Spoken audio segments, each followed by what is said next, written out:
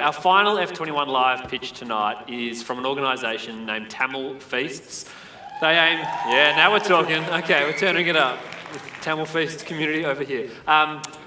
They are an organisation that aims to bring the food and culture of newly arrived and in fact long-term detained Tamil asylum seekers to the Australian community. So to tell us more about it, please make welcome Dory, Nirma, Nigeta, Shri and Niru.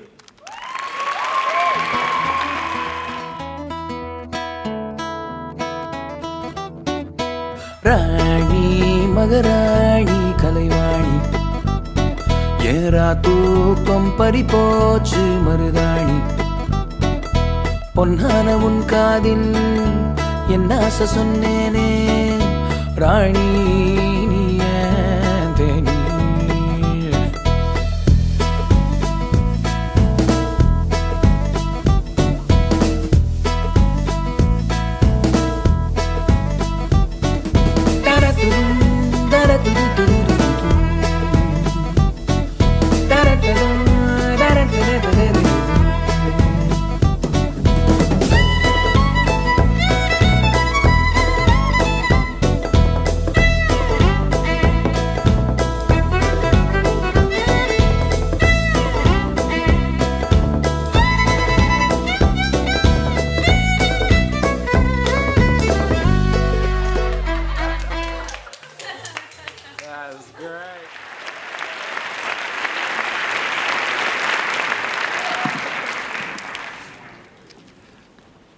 Hi, good evening, everyone.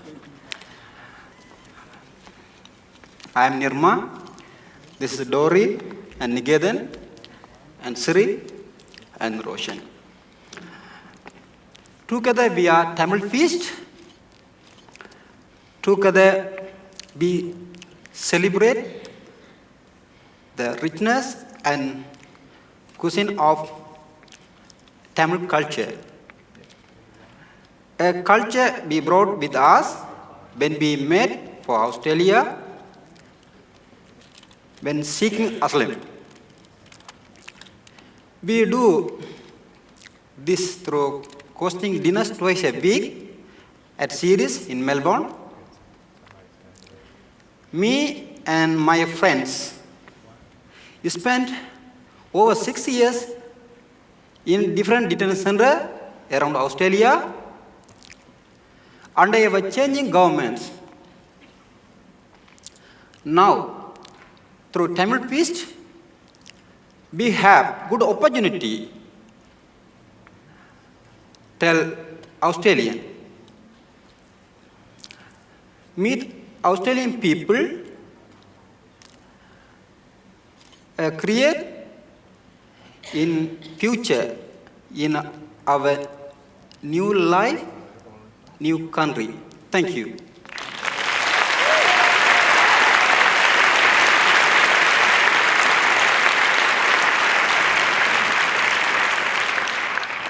I met these guys over a year ago. I thought I was up to date on asylum seeker issues. I've lived in Melbourne for over 11 years, but I didn't know that 20 kilometres from where we are now, there's a detention centre in Broadmeadows that houses some of Australia's longest detained asylum seekers. I did not know that these guys were living there indefinitely.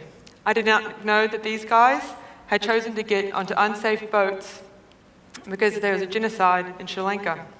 I did not know that they were living in Broadmeadows indefinitely, and I did not know that Nero, Nirma, Nigathan and Shri would become some of my closest mates.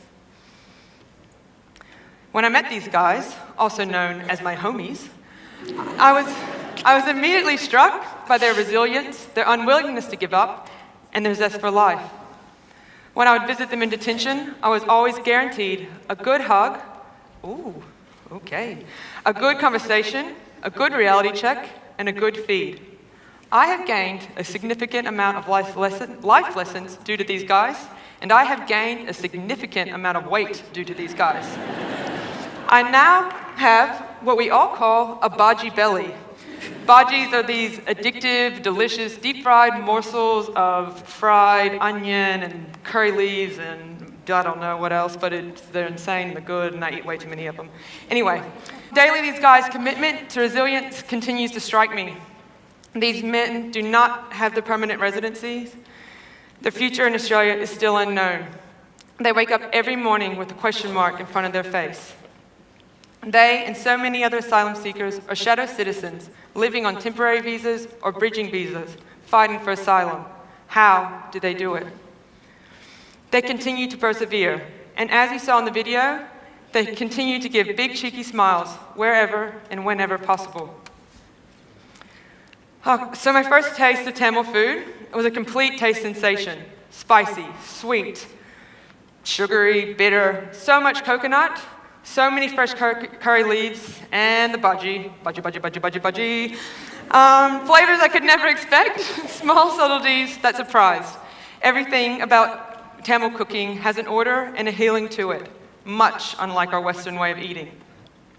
What is prepared is medicine for your body, and the way it is served is aligned with your taste buds and your senses.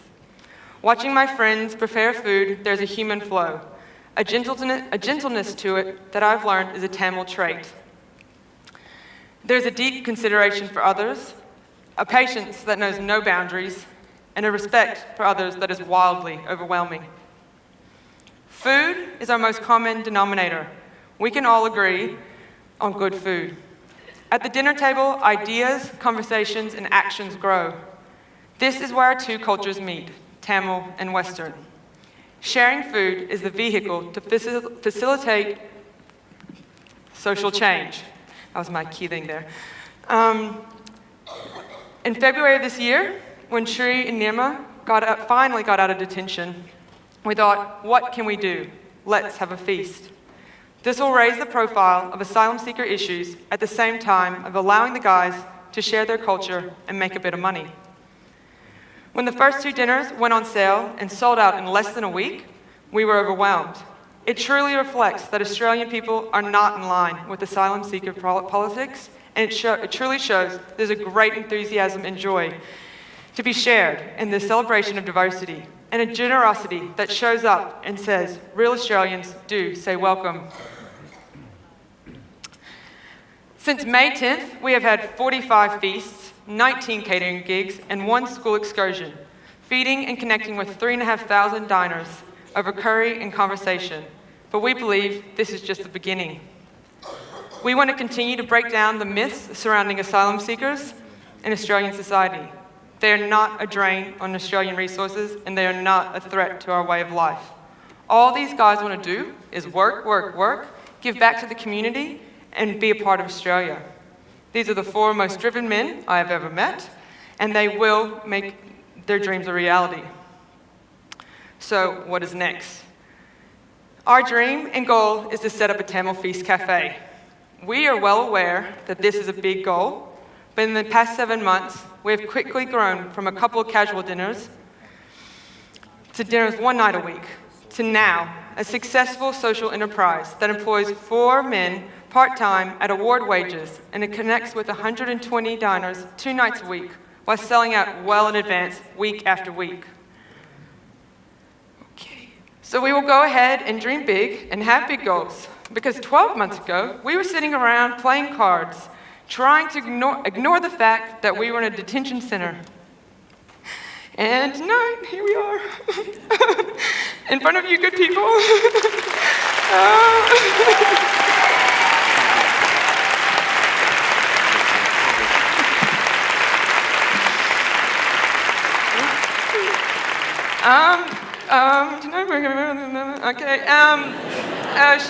Sharing this story with you good people, and also this stage with some incredible people, including our gurus, Julian Burnside and Stephanie Alexander. We were even backstage just now with that little hovercraft thing with Julian Burnside. Didn't see that coming at all. We started Tamil Feast on the sweat of a deep fryer soaked oily rag. And believe me, that deep fryer, it was donated. We had no funding, just an idea. So it cost about $50,000 to start a bare bone cafe without any of the overheads. So in the meantime, we want to start saving up for all the big ticket stuff. A cool room, a dry room, benches, sinks, hand washing, ovens, gas stoves, exhaust fans, like you name it, we need it, that kind of stuff. And so all that stuff kind of starts to add up to about $25,000. But hey, in the meantime, if we raise $700, we can continue to work on my budgie belly and yours. With any fundraise tonight, we would be able to get a cafe set up that would allow us to employ and empower more asylum seekers. Tamil Feast has social agencies contacting us with a request to help out other newly settled Tamil people who are yet to find community in Melbourne and long for what they have left behind when they fled. There is a gap in the social sector, and we want to be able to fill this gap. We would be able to fill this gap with a cafe, open 7 days a week with multiple shifts to fill and menus to plan. Tamil Feast is a tangible, practical, and delicious way for Australian people to directly support and meet asylum seekers. Tamil Feast, it's more than just a meal, it's creating a social change. Thank you.